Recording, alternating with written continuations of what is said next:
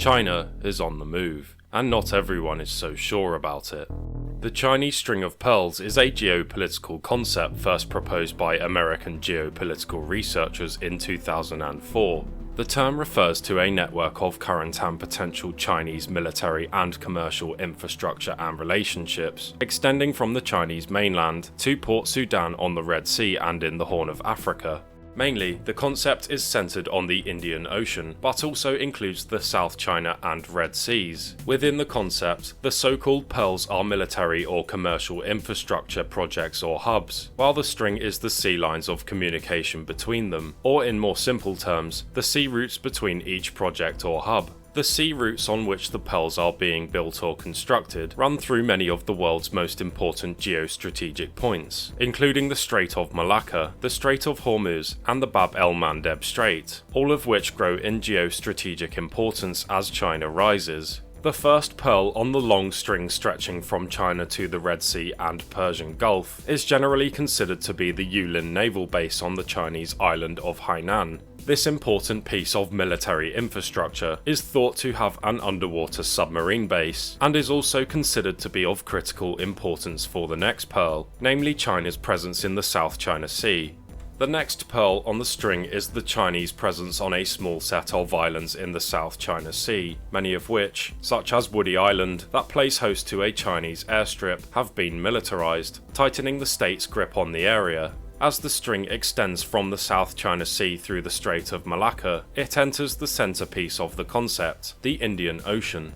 Chinese pearls on the Indian Ocean are currently mostly commercial in nature, though the country has built hard military infrastructure as of 2017, and rumours of further military development have swirled, though this has not yet materialised. One such commercial pearl is the port of Hambantota in Sri Lanka. The port at Hambantota, situated on the far south of the island, overlooks the major shipping route connecting the Strait of Malacca with the Bab el-Mandeb Strait and Suez Canal. As a result of a controversial series of events, China would secure a 99-year lease over Hambantota in December 2015, increasing its influence. Another major pearl is the Chinese-controlled deepwater port at Gwadar, Pakistan, a piece of commercial infrastructure critical to the China-Pakistan economic corridor. For China, Gwadar represents an important geostrategic foothold due to its relative proximity to the Strait of Hormuz, an important choke point for Chinese oil imports. Other commercial pearls include the port of Chittagong in Bangladesh, where the state has financed a container shipping facility, and the port of Mombasa in Kenya, where there are some speculative fears that China could seize the port facility in a similar manner to Hambantota due to the state's Chinese-owned debts.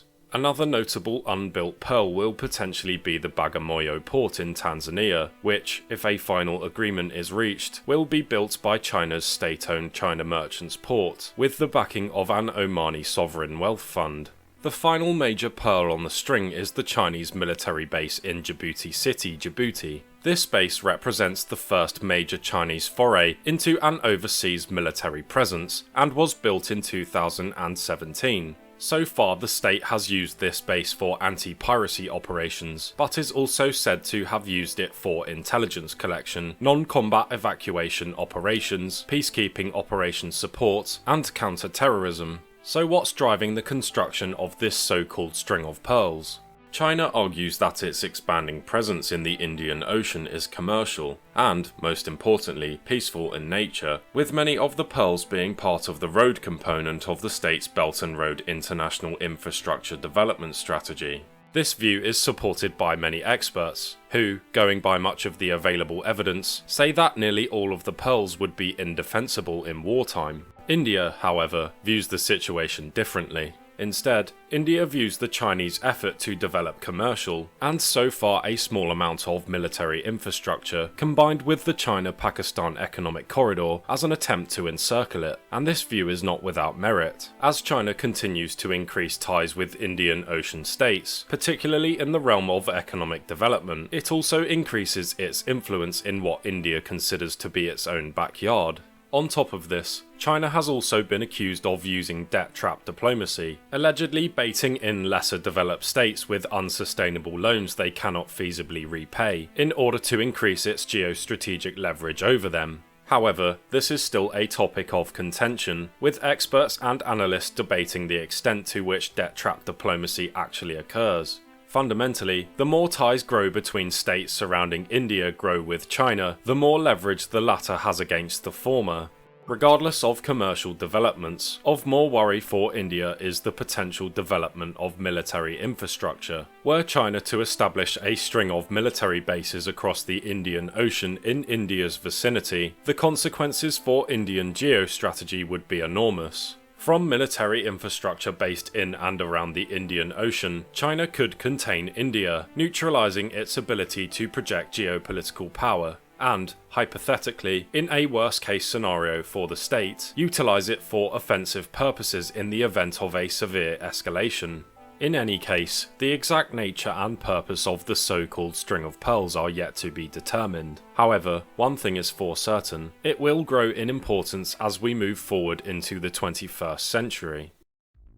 Hey guys, thanks for watching. If you want to know more about the China-Pakistan Economic Corridor, make sure to check out the video shown on it here next. If you liked this video, please consider subscribing, and if you want to help the channel grow, please share this video. Once again, thanks for watching.